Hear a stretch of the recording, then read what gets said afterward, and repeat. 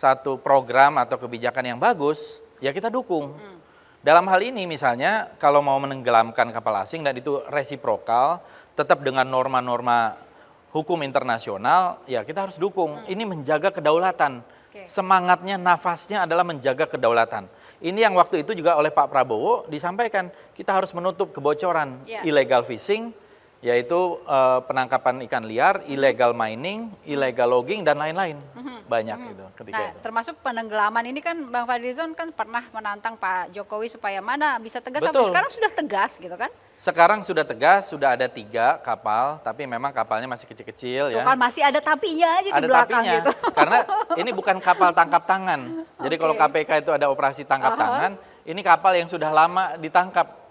Kemudian katanya juga sudah dipretelin, kemudian baru diledakkan. Ya kan sudah tegas, Nggak masih ada aja masalah. ada tapinya di belakang. Saya masih tetap apresiasi itu. Oke.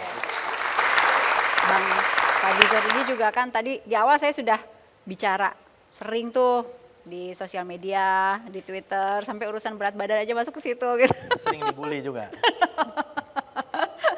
Itu dia tuh Bang, benar sering dibully, merasa ya? Iya, tapi saya nggak peduli ya, karena Apa sih bulian apa saja sih misalnya? ya macam-macam lah. Di Pakai tengah, kerudung? Ada yang pakai kerudung, ada yang pakai ya apa katanya iklan sabun lah segala macam gitu ya. Tapi saya menganggap itu malah sebagai hiburan aja. Hiburan. Jadi saya tidak marah, saya ketawa malah gitu loh. Jadi saya ketawa. Jadi kalau mereka pikir saya marah, saya sebenarnya berterima kasih, saya ketawa gitu ya. Jadi itu saya nggak. berupa penghinaan nggak sih untuk Anda? Saya kira kalau maksudnya itu penghinaan, saya merasa tidak terhina. Ya, bagi saya itu biasa-biasa saja, karena ini anonymous ya. Jadi saya nggak anggap lah. Kalau sampai ada yang membuli Pak Prabowo misalnya, menghina gitu, itu Anda maju duluan. Tapi kalau untuk menghina diri pribadi gitu, enggak, itu juga sama. Kalau cuma sekedar robot-robot itu atau buzzer atau dari satu tim sosial media yang memang disiapkan untuk itu, saya kira sulit kita untuk membantah. Untuk apa kita membantah sesuatu yang tidak ada gitu ya. Tetapi kalau misalnya itu dimuat di dalam satu situs atau media resmi, ya kita harus klarifikasi.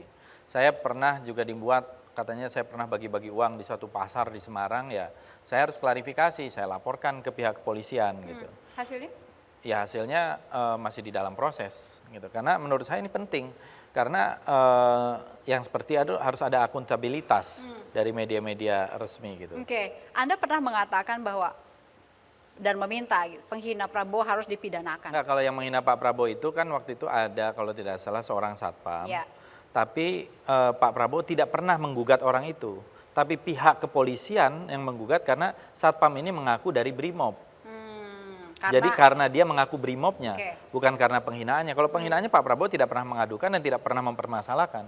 Tapi Anda sampai pernah datang dan menjenguk lah istilahnya ke penghina Pak Jokowi waktu itu?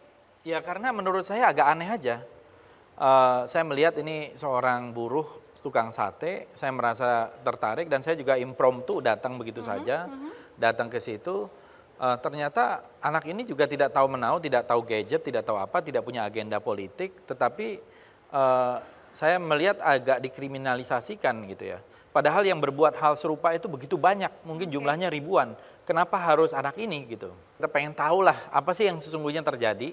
Saya juga tidak kenal dan ternyata dia memang tulang punggung keluarga ya.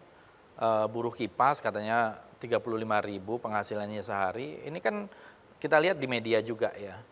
Jadi saya merasa ya sebagai wakil rakyat juga merasa ingin tahu dong gitu ya. Dan ingin tahu juga kepada pihak kepolisian kenapa kok menjadikan ini sebagai satu kasus yang cukup besar heboh gitu ya. Dan kita tidak mau politik itu dijadikan hukum dijadikan subordinat dari kepentingan politik itu sebenarnya. Kita tarik nafas dulu.